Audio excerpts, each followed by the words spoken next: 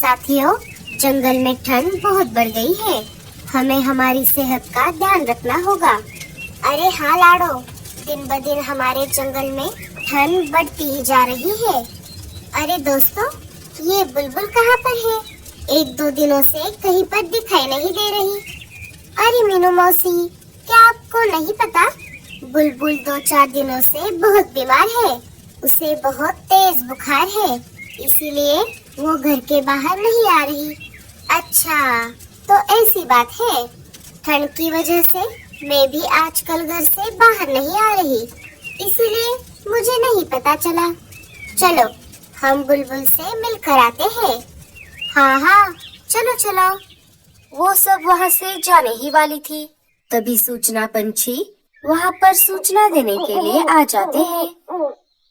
सुनो सुनो सुनो, सारे जंगलवासी सुनो। मौसम के जानकार पंछियों ने बताया है कि आने वाले 1-2 हफ्तों में हमारे जंगल में बहुत तेज बारिश होने वाली है। उसी बारे में बात करने के लिए राजा जी ने आप सभी को आज दोपहर ठीक 2 बजे अपने महल में बुलाया है। लो, एक और नई मुसीबत। अरे ये सब क्या हो रहा है?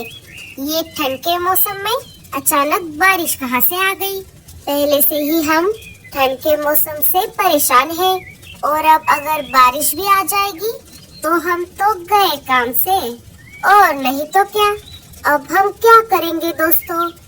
अब इस मुसीबत से हमें सिर्फ एक ही बंदा बचा सकता है। वो कौन है रानो? वो है हमारे राजा जी। हमें इस मुसीबत से सिर्फ राजा जी ही बचा सकते हैं। दोपहर होते ही हम सब मिलकर राजा जी के पास जाएंगे। दोस्तों, दोपहर होने में अभी समय है, तब तक हम जाकर बुलबुल से मिलकर आते हैं। हाँ हाँ, चलो चलो। थोड़ी ही देर में सारी बुलबुल के घर आ जाती है। बुलबुल, अब तुम्हारी तबीयत कैसी है? अब मेरी तबीयत थोड़ी ठीक है मीनू मौसी। थोड़ी देर पहले ही बिट्टू के पापा डॉक्टर उल्लू चाचा को घर लेकर आए थे। उल्लू चाचा ने कहा चिंता की कोई बात नहीं है। उन्होंने दी हुई जड़ी बूटी खाकर मैं 1-2 दिनों में बिल्कुल ठीक हो जाऊंगी। चलो, ये तो बहुत अच्छा हुआ। हम सबको तुम्हारी चिंता हो रही थी, इसीलिए हम तुमसे मिलने आ गए। अब तुम आराम करो, अब हम चलते हैं। हमें यहाँ से निकलकर राजा जी के महल भी जाना है। वो किस लिए? टूनी सारी बात बुलबुल को बता देती है। अरे बाप रे, अब क्या होगा? हमारा घोंसला तो बहुत कमजोर है। अरे भगवान, तुम उसकी चिंता मत करो। बारिश के आने से पहले मैं हमारा घोंसला पक्का कर लूंगा। चलो फिर हम सब चलते हैं। रुको, मैं भी आता हूँ आपके साथ। बिट्टू, मेरे आने तक माँ का ध्यान रखना। सारे वहाँ से निकलकर महल की तरफ निकल पड़ते हैं। दोपहर होते होते सारे महल में इकट्ठा हो जाते हैं। साथियों, जैसा कि आप सभी को पता है, आने वाले 1-2 हफ्तों में हमारे जंगल में बहुत तेज बारिश होने वाली है।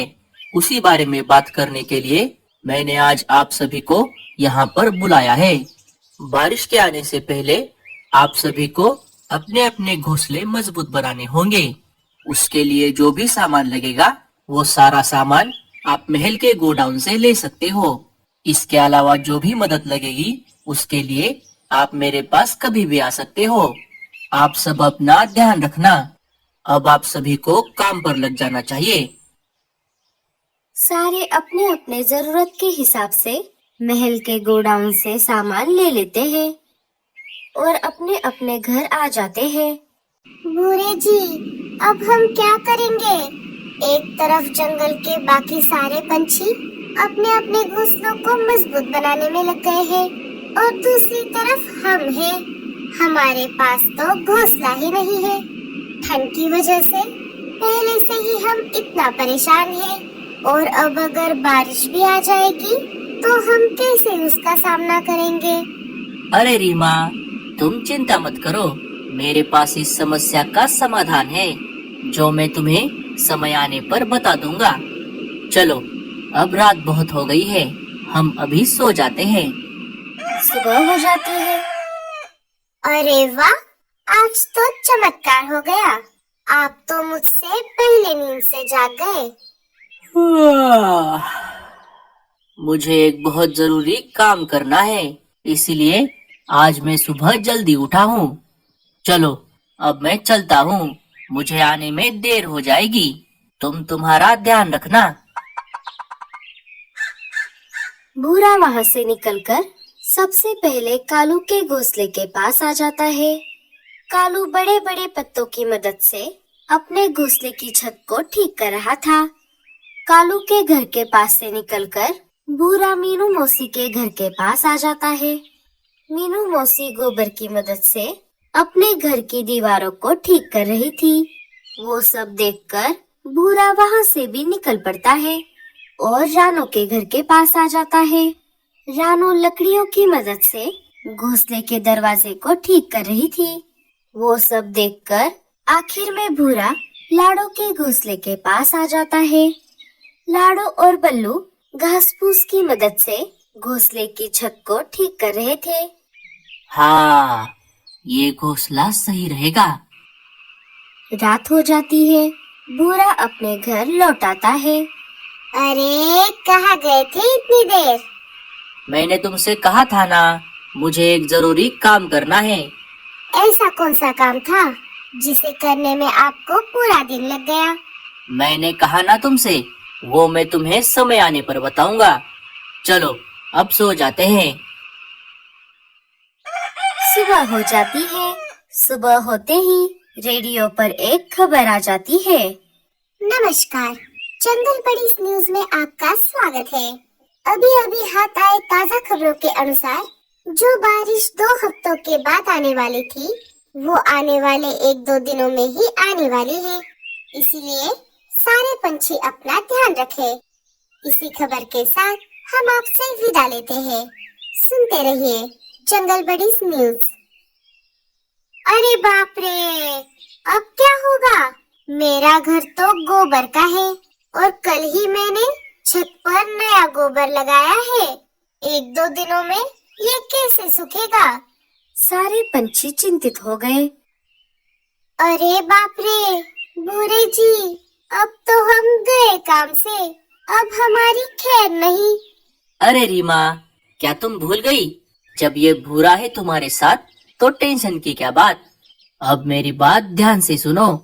भूरा अपना सारा प्लान रीमा को बता देता है। अरे वाह भूरे जी, ये तो बहुत बढ़िया प्लान है। हम बिल्कुल ऐसा ही करेंगे। 1-2 दिन बीत जाते हैं। फिर एक दिन रात के समय आसमान में घने काले बादल छा जाते हैं और देखते ही देखते मूसलाधार बारिश शुरू हो जाती है। बिजली की कड़कड़ाहट से पंछी डरने लगते हैं। चलो रीमा, हम दोनों काम पर लग जाते हैं।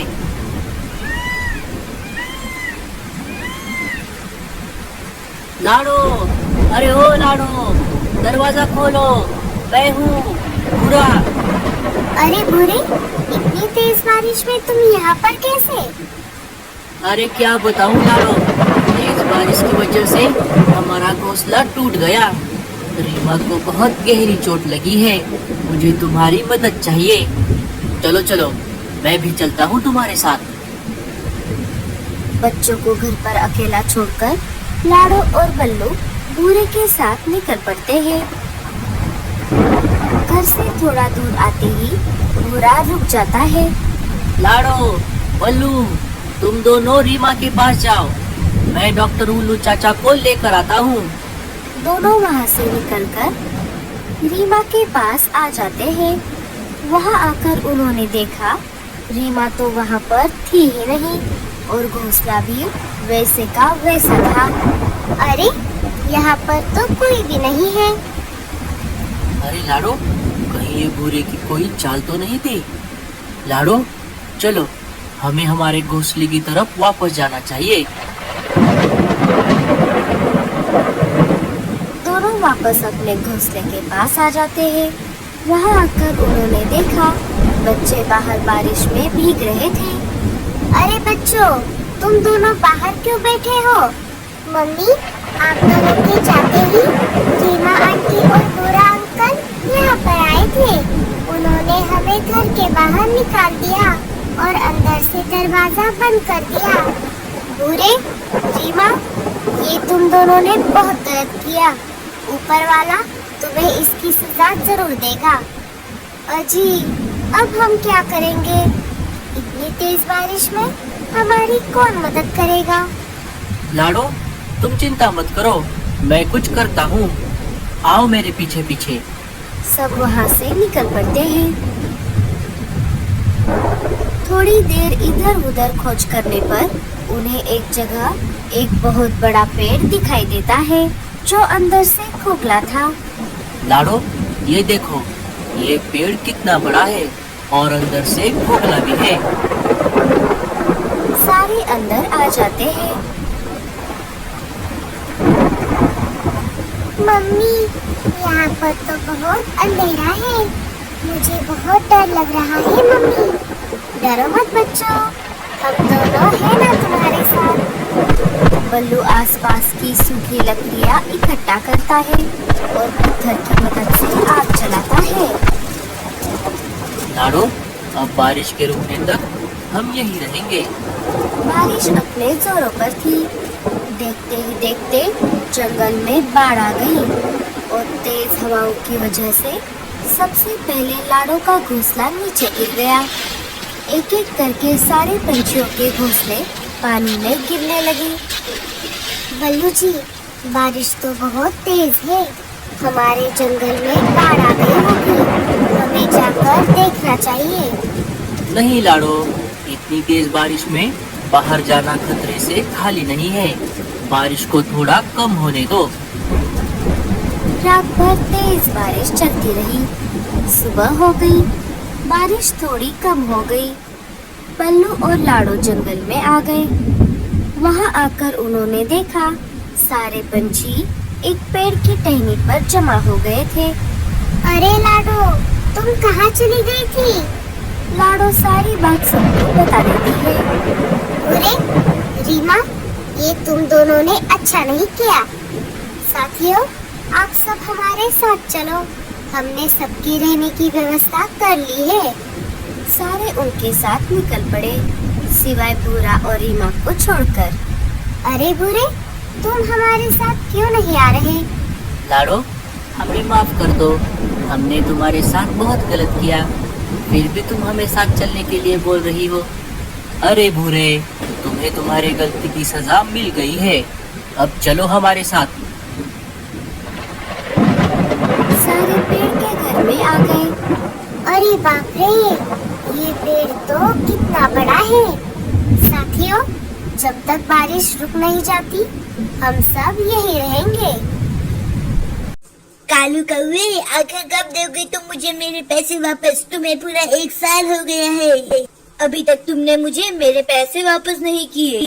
मैंने तो सोचा था तुम कोई कारोबार करोगे, पर तुमने तो सारे पैसे खाने पीने में ही उड़ा दिए। बहुत ही बड़ी गलती हो गई मुझसे, जो मैंने मेरी बहन की शादी तुम जैसे कमजोर कौवे से करा ली। साले जी, आप गुस्सा ना हो, मैं आपको आपके पैसे जल्दी वापस कर दूंगा।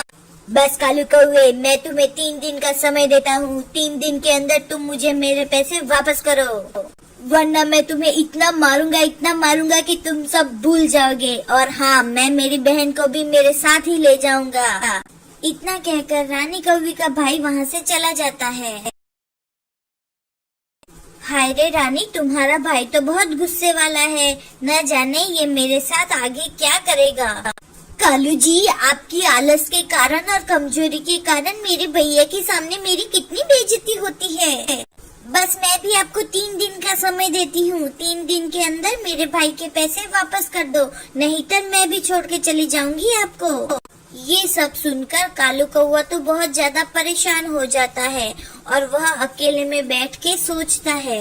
अरे हाँ दोस्तों, अगर आपने इस कहानी को लाइक नहीं किया तो अभी से ही कर ले, क्योंकि ये कहानी आगे जाके बहुत ही ज्यादा इंटरेस्टिंग होने वाली है। कौवा सोचता है, हाय रे मैं तो बुरा फंस गया, मैं 3 दिन के अंदर कैसे सारे पैसे वापस करूँगा।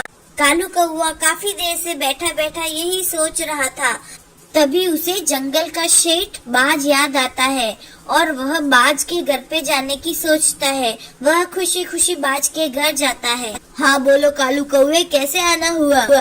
चील सेठ, मैं बहुत गरीब कौवा हूँ, मुझे अपने पत्नी के भाई को उधार वापस करना है, पर मेरे पास तो पैसे ही नहीं है। प्लीज चील सेठ मेरी मदद करे और मुझे कुछ पैसे दे दे।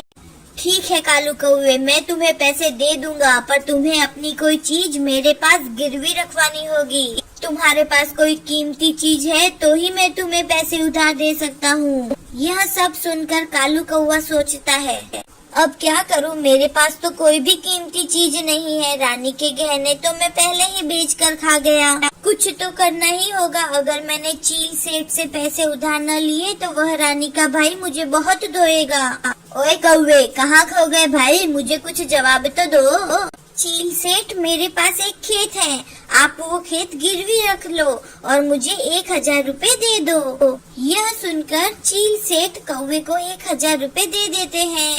चलो कालू कौवे, तुम्हारा खेत देख के आते हैं।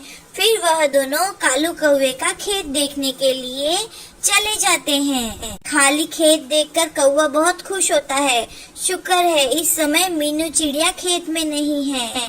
अब मैं इस चील सेठ को आराम से उल्लू बना सकता हूँ। हाँ तो आप देखिए, ये है मेरा बड़ा खेत। चील सेठ, आपको मेरा खेत कैसा लगा?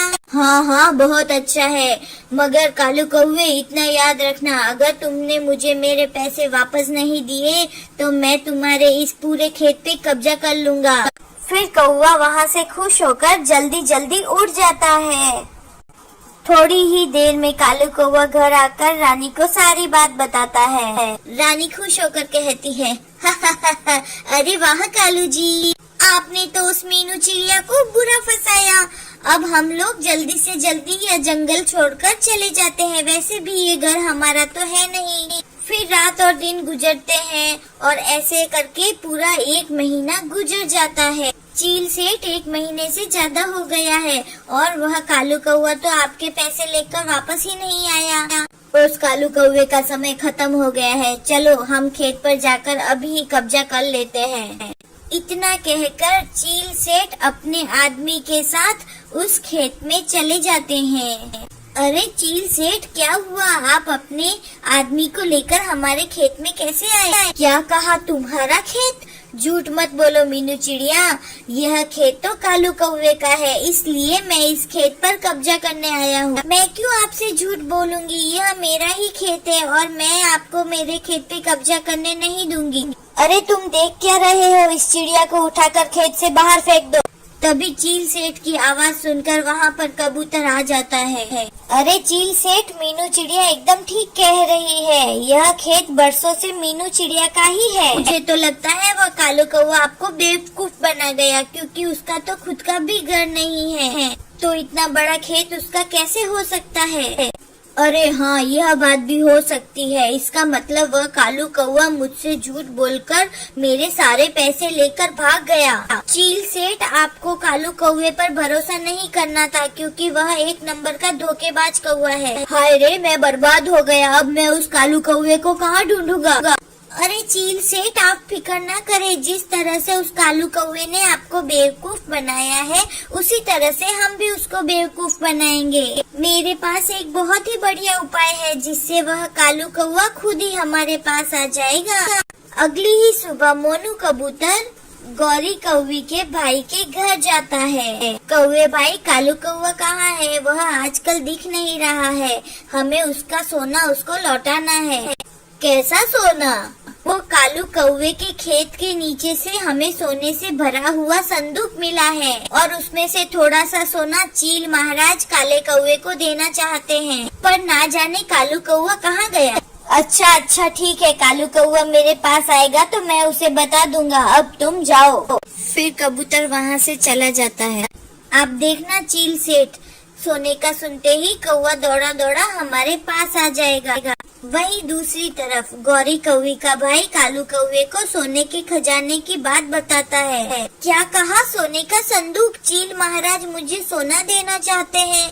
अरे वाह वाह, मैं तो बहुत ज्यादा अमीर हो जाऊंगा। मगर कालू जी, आप अगर उस जंगल में वापस गए तो वह चील सेठ आपको पकड़ लेंगे। अरे पागल रानी, मुझे सोना मिल जाएगा तो मैं चील सेठ के पैसे उसको वापस दे दूंगा, फिर वह क्यों मुझे पकड़ेंगे? ठीक है गौरी, तुम यहीं पर रुको, मैं जाकर आता हूँ। ऐसा कहकर कालू कौवा जंगल में जाता है। कबूतर, मेरा सोना कहाँ है? कहाँ है मेरा सोना? मैं हूँ ना, मैं देता हूँ तुम्हें तुम्हारा सोना।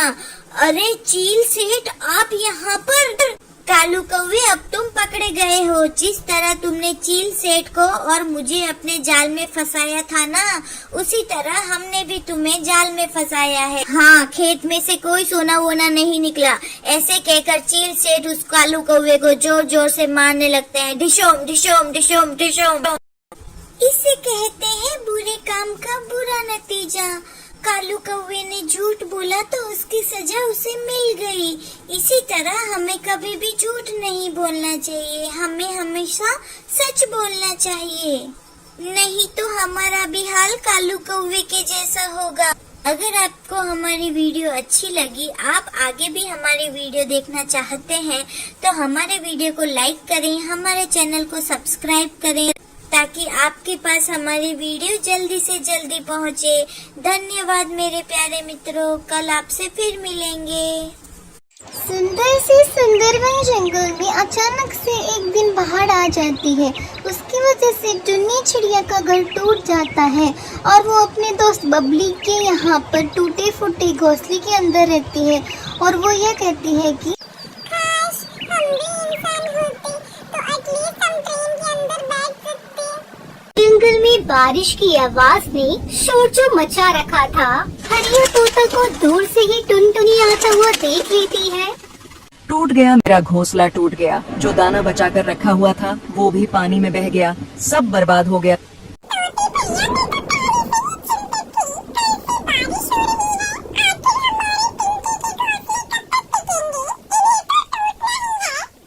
सुना है कौवा और कौवी घने जंगल में किसी सुरक्षित जगह पर जा रहे हैं। चलो चिड़िया, हम उनके पास जाते हैं और हम उन्हीं के साथ चले जाते हैं।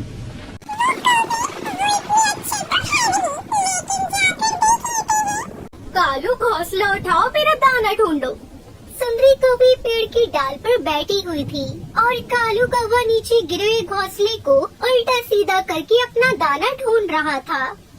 यहाँ कुछ नहीं है, मैंने सब देख लिया। शायद वो दाना बारिश के पानी में बह गया है। खुद तो पेट भरकर खा लिया, अब मैं क्या भूखी रहूंगी। अब हमें देर हो रही है, हमें रात होने से पहले पहले घने जंगल में जाना होगा। टुनटुनी चिड़िया तोता भी वहाँ पहुँच जाते हैं।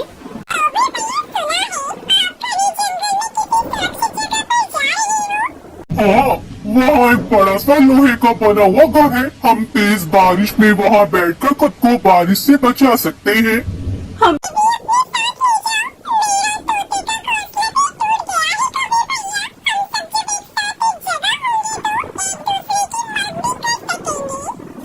कालू कौवा घने जंगल में जाता है, बाकी सब भी कालू कौवे के पीछे पीछे थे। वहाँ एक रेलगाड़ी का पुराना डब्बा था जिस पर घास ऐसी उगी हुई थी जैसे जमीन पर उगी हुई हो। दिखने में ऐसा लग रहा था जैसे कोई लोहे का डब्बा नहीं बल्कि कोई पेड़ हो। ये चीज है जिसकी मैंने पिछले दिनों खोज की थी। इसके अंदर देखो, अंदर से बिल्कुल साफ सुथरा, हम सब यहाँ आराम से रह सकते हैं। कौवे भैया, यहाँ तुम बारिश से बच सकते हैं। अब हम जी सकेंगे और बारिश के रुकने के बाद बाहर का मौसम देख सकेंगे। ओ मोटी चोंच वाले, दूर होकर बैठो, चिड़िया के पास बैठो। ये जगह मेरे कालू जी की है, कैसे मेरे करीब होकर बैठ रहा है। ओ टुनटुनी सुनो, अगर तुम दोनों ने इसमें रहना है तो हमारे लिए दाना लाना होगा, फिर ही तुम दोनों को यहाँ रहने देंगे। सुंदरी बहन, आप तो हमेशा लड़ाई की बातें करती है, हम ला देंगे दाना भी आपको। फिर कालू सुंदरी के डर की वजह से टुनटुनी चिड़िया बेचारी तेज बारिश में कौवे के लिए दाना लेने जाती है। जंगल में पानी होने के कारण दाना नहीं मिल रहा था। तभी कबूतर बारिश का मारा हुआ उड़ता उड़ता रेल के उस पुराने डब्बे के पास आ जाता है। कोई है? अरे यहाँ कोई है? हाँ हम हैं यहाँ, बताओ क्या बात है। पक्षियों को वहाँ देखकर कबूतर खुश हो जाता है। मैं समझा यहाँ कोई नहीं होगा। अच्छा हुआ जो आप सभी यहाँ हो। मैं भी रात गुजारने के लिए यहाँ आया हूँ। ना ना, ये हमारा घर है, हम अपने घर में किसी को नहीं आने देंगे। कौवे कौवी, मैं कबूतर हूँ, तुम्हारा पुराना जानने वाला। क्या तुम मुझे भी यहाँ आने नहीं दोगे? गंदी आंखों वाले, याद कर, मैंने दाना क्या तेरे घोंसले से चुरा लिया था? तो उन्हें मार मार कर मेरी पूंछ घायल करती थी। कभी नहीं, हम तुम्हें यहाँ कभी नहीं आने देंगे। बेचारी टुनटुनी चिड़िया भी धक्के खा खा कर लौट आती है।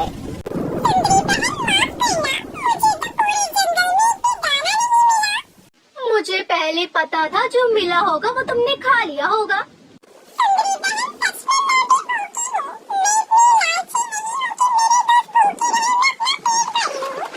फिर टुनटुनी चिड़िया सुंदरी कौवे को कबूतर के लिए मनाने की कोशिश करती है, लेकिन वो नहीं मानती।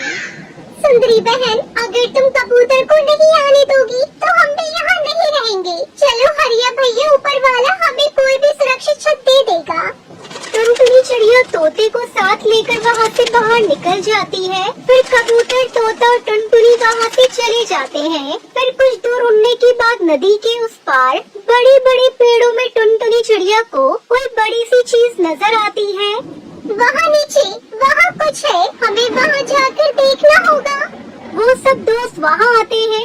अरे वाह, ये तो बहुत बड़ी चीज है, ट्रेन के डब्बे से भी बड़ी। इसके अंदर जाकर देखना होगा।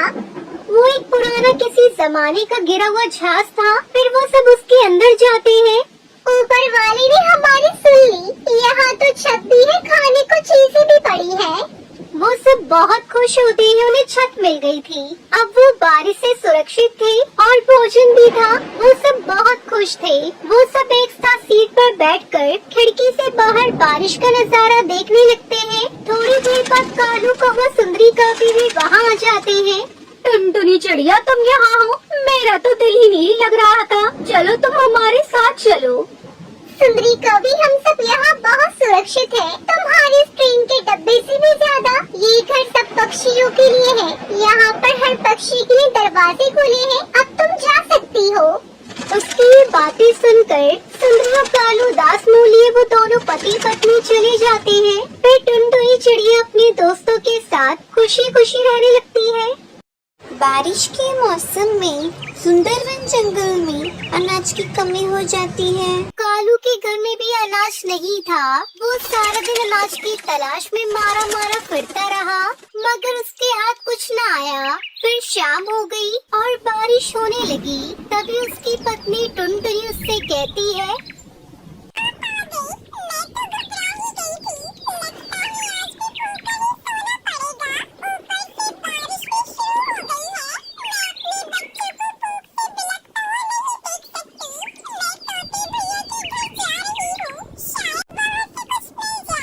पता नहीं, मैं वहीं से होकर आ रहा हूँ। वो बेचारा भी भूखा ही बैठा है। आज तो जैसे तैसे करके रात गुजार लेते हैं, कल सुबह कोई बंदोबस्त कर लेंगे।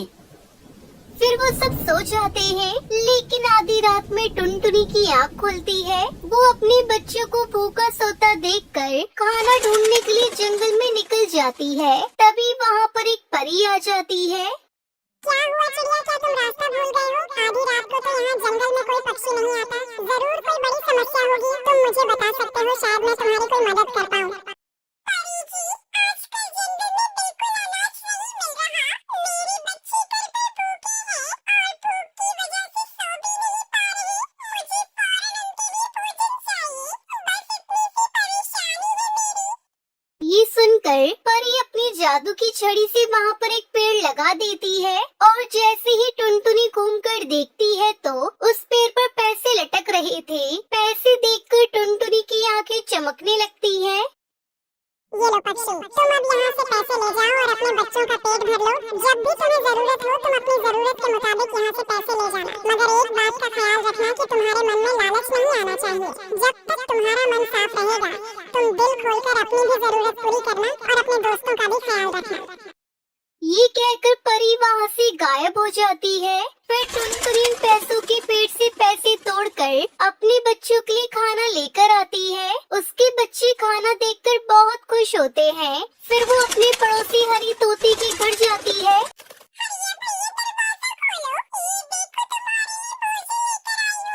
हरिया तोता भोजन देखकर बहुत खुश होता है। तुम्हारा बहुत बहुत धन्यवाद जो तुमने मेरा इतना एहसास किया। फिर इस तरह सभी पक्षियों के दिन बदलने लगते हैं। उनके यहाँ ढेर सारा भोजन रहता था। टुनटुनी के घर जो भी आता वो उसे खाली हाथ जाने नहीं देती थी। उसने परी की कही हुई बात को निभाई थी। साथ वाले जंगल में मोर, कबूतर, उल्लू रहते थे। उनको भी इस बात की खबर हो जाती है कि पास वाले जंगल में एक बहुत ही दयालु चिड़िया है जो हर किसी की मदद करती है। साथ वाले जंगल में टुनटुनी चिड़िया बहुत ही अमीर है और बड़ी दयालु भी है। मेरे भी हालात अच्छे नहीं जा रहे। मैं सोच रहा था उसके पास जाता हूँ, हो सकता है वो कुछ मदद कर दे मेरी। अगले ही दिन वो दोनों टुनटुनी के पास पहुँच जाते हैं और उसे अपनी सारी परेशानी बताते हैं।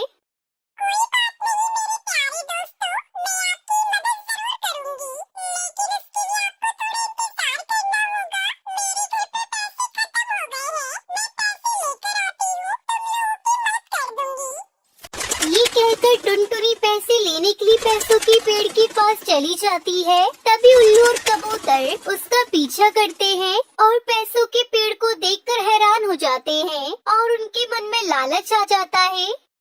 अगर हम एक ही बार में पूरे के पूरे पेड़ को ही उठा कर ले जाएं, रोज रोज मांगने की जरूरत नहीं रहेगी और इस तरह हम अमीर हो जाएंगे। हम लोग अपना बैग लेकर जाते हैं और सारे पैसे तोड़कर ले आते हैं। इस तरह से टुनटुनी को शक भी नहीं होगा। ये कहकर वो दोनों अपनी अपनी थैली लेकर पेड़ से पैसे लूटने चले जाते हैं। वो दोनों पेड़ से पैसे तोड़कर अपने बैग भरने लगते हैं। उन्होंने खूब अच्छे से अपने बैग भर लिए थे। पैसे मिलते ही उन दोनों के बारे न्यारे हो गए थे और उन्होंने दिल खोलकर पैसे खर्च किए। वहीं परी को भी पता चल गया कि उसके जादुई पेड़ के पैसे गलत कामों में इस्तेमाल होने लगे हैं। उसने फिर से अपनी जादू की छड़ी घुमाई और जादुई पैसों के पेड़ के सारे पैसे कागज बन गए। कुछ ही दिनों में जब टुनटुनी फिर से वहाँ आई तो वहाँ पैसों की जगह सिर्फ कागज लटक रहे थे। ये सब देखकर वो परेशान हो जाती है।